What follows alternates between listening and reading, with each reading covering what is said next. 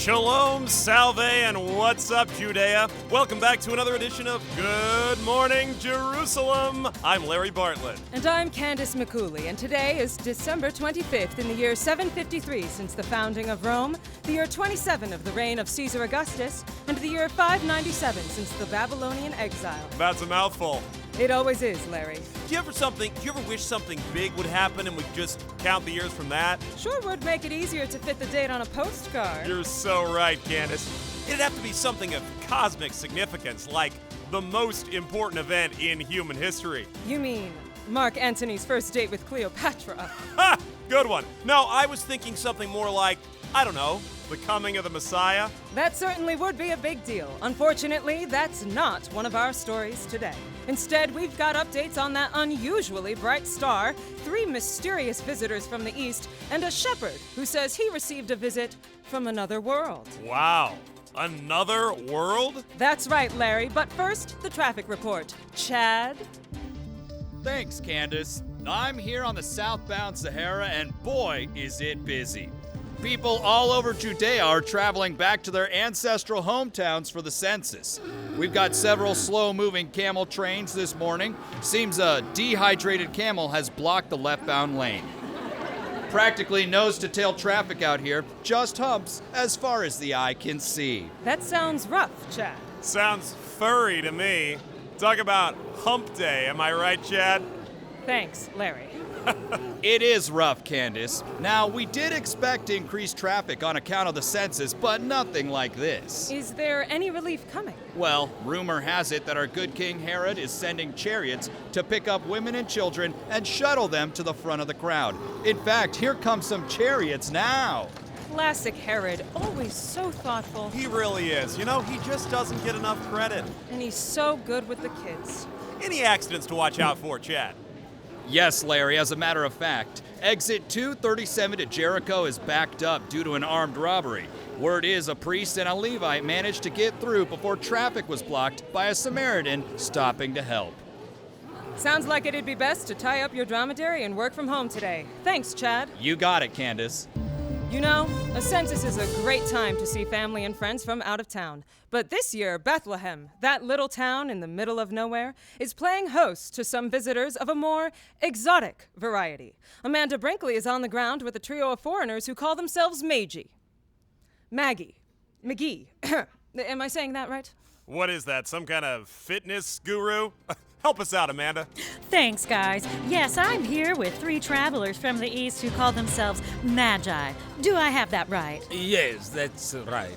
Could you tell our audience, what exactly does a Magi do? Are you kings? Well, not exactly. You know, we prefer to be called wise men. Bearing gifts, we traverse afar. Field and fountain, guys, mountain. guys, don't do the song. on the Okay? star. Come on, guys. Oh, the star. So that's what brings you to Bethlehem?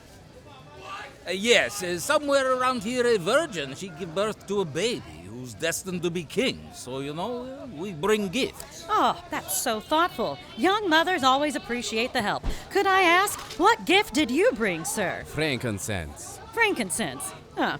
Kind of outside the box for a baby shower, but okay. What about you, sir? Myrrh, its bitter perfume breeds a life of gathering gloom. Ah, Come gathering on, gloom. Beltis. Have you guys ever met a young mother? Did anyone bring diapers? Sir, how about you? Well, I brought gold. The baby's a king, after all, so... Well, there you have it, Larry. Magi from the East. They may be wise, but don't let them pick out gifts for a baby shower. Can we do the song now? Back to you, Larry. Now, those are words of wisdom, aren't they, Candace? They sure are, Larry. You know, I don't think we've had such an eventful morning show in weeks. A census, 3 fitness instructors from the Far East, a star hovering directly over town. Which makes this the perfect time for one of our favorite segments. That's right, it's time for another episode of Obadiah's Believe It or Not, It's True. Obadiah! That's me!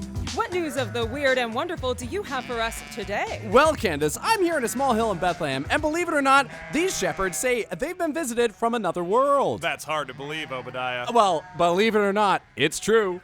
I love it when he says that. I have here one of the shepherds, Benjamin, who claims to have been visited by this presence. Ben, this way, please. Yes, right in front of the camera. Yes.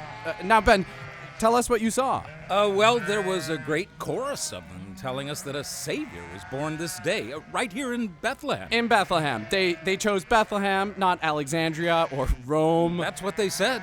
Now that is one tall tale. Sounds like this shepherd has gone bananas. I thought we agreed you'd stop the puns, Larry. Well, this story is certainly unheard of. Am I right, Larry? Obadiah, no puns. Okay, Candace. Candace. Well, I'm not sure I believe it, Obadiah. You know, Larry, me neither. Hard to tell what's true these days. Look, if you don't believe me, you can just come with us. We're going to the manger where the king is. It's just on the next street. A king in a manger? That sounds a little rich to me. I don't know if you can turn down that invitation, Obadiah. Anything for our listeners. Lead the way, Ben. Well, while you're walking over, we can just mention that our show this morning is sponsored by Mount Vesuvius Vacations in Pompeii. Want to get away with the family? Looking for a hot summer location? Well, Vesuvius Vacations Incorporated is hosting an explosive new deal of buy one, get one free on any room in the city of Pompeii. Discover the breakout Italian destination. Make memories that will outlast the centuries. Mount Vesuvius in Pompeii. And now back to Obadiah, who should be in the manger by now. Obadiah? Obadiah, are you there? We seem to have lost Obadiah, but we'll be back tomorrow with another thrilling news segment. On tomorrow's show, we'll have a math prodigy who's decided to go into, of all things, tax law. His name is Matthew, and he's sure to make a splash. See you tomorrow, Larry. Catch you on the flip side, Candace. Well, sometimes the cable news show misses what's important, but that doesn't mean we have to. And one of the things we're trying to do tonight is to remember what's actually important.